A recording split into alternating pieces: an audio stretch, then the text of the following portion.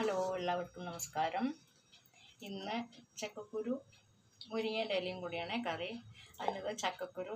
ഈ ചക്കക്കുരു എങ്ങനെയാണെന്ന് വെച്ചാൽ, ഇത് നമ്മൾ നന്നാക്കുന്നതിൻ്റെ ഇടയ്ക്ക് തന്നെ കുക്കറിലേക്ക് ഇട്ടിട്ട് നല്ലോണം കഴുകി കുക്കറിലേക്ക് ഇട്ടിട്ട് വേവിക്കുക. ആദ്യം തന്നെ വേവിച്ചിങ്ങോട്ട് എടുക്കുക. വേവിച്ചെടുത്ത് കഴിഞ്ഞിട്ട് നമ്മളിങ്ങനെ നുള്ളിയിട്ട് ഇങ്ങനെ പൊളിക്കുക. ഞാനൊരു വീഡിയോ പരിപ്പും മുരിങ്ങേൻ്റെ ഇലയും കൂടെ ഉള്ളതായിട്ട് ഇട്ടിട്ടുണ്ടായിരുന്നു.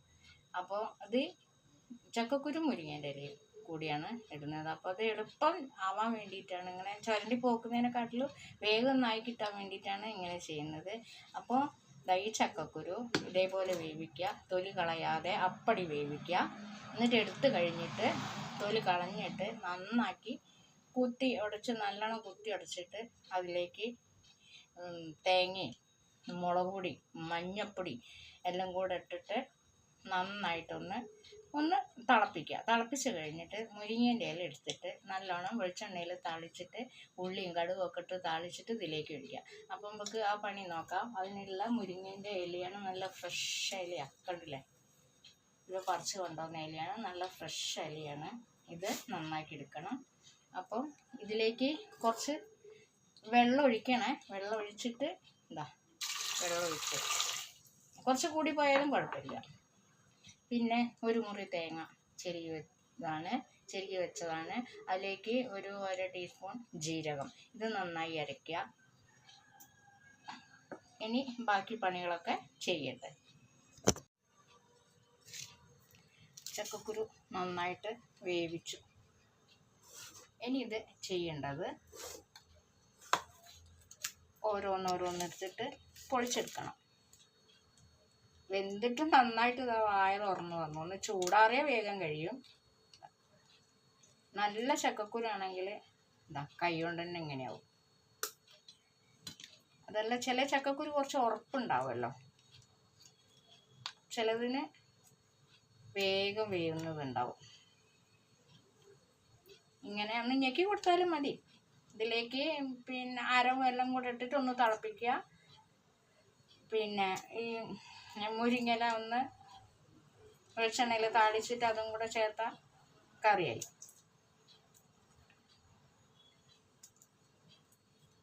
തൊലി ഇങ്ങനെ നന്നായിട്ട് കിട്ടും. ഇതേപോലെ ചെയ്യാം.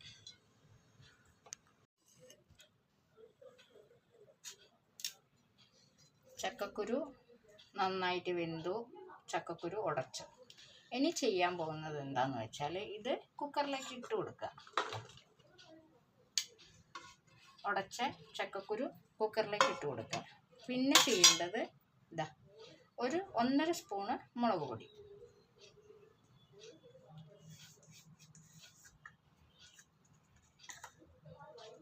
അര സ്പൂണ് മഞ്ഞൾപ്പൊടി. ഇത് മഞ്ഞൾപ്പൊടി എങ്ങനെയാണെന്ന് വെച്ചാൽ പുഴുങ്ങി ഉണക്കി എന്നിട്ടുള്ള മഞ്ഞൾപ്പൊടിയാണ്, നല്ല നാടൻ മഞ്ഞൾപ്പൊടിയാണത്. 1.5 സ്പൂൺ ഇടാം.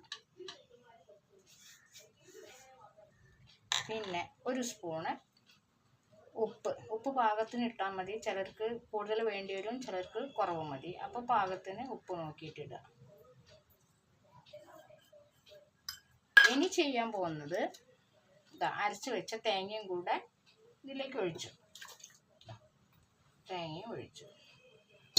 ഇനി നന്നായിട്ട് ഒന്ന് ഇളക്കി കൊടുക്കുക. കുക്കറിലായിട്ടൊക്കെ കണ്ടത് കുറച്ചും കൂടെ വെള്ളം ഒഴിക്കുക. 1 കപ്പ് വെള്ളം ഒഴിക്കുക.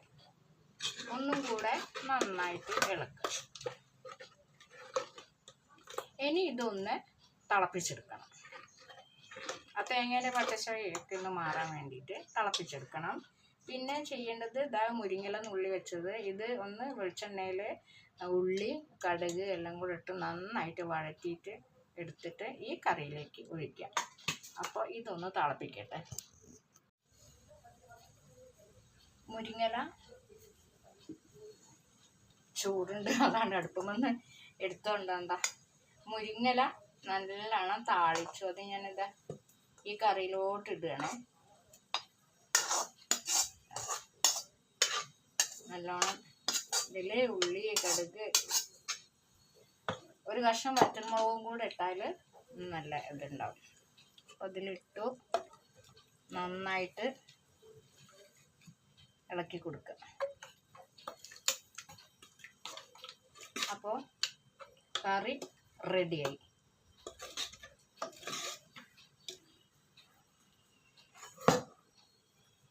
കറി ഇതേപോലെ ചെയ്യുക, എല്ലാവരും ഒന്ന് ഇതേപോലെ ചെയ്യുക. പെട്ടെന്ന് കഴിയും. എല്ലാം നേരത്തെ ഓരോന്ന് അതിനനുസരിച്ച് ഇങ്ങനെ ചെയ്താൽ മതി. നല്ല കൊഴുപ്പുള്ള കറി.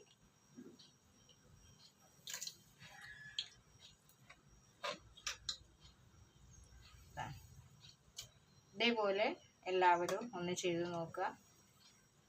ഇഷ്ടപ്പെട്ടാൽ ലൈക്ക് ചെയ്യുക, ഷെയർ ചെയ്യുക, സബ്സ്ക്രൈബ് ചെയ്യുക. ഇത്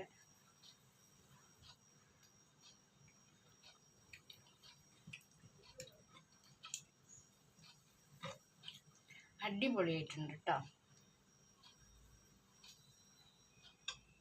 ടാറ്റാ, ബൈ ബൈ. ഓക്കെ, അടുത്തൊരു വീഡിയോ ആയിട്ട് വരുന്നുണ്ട്.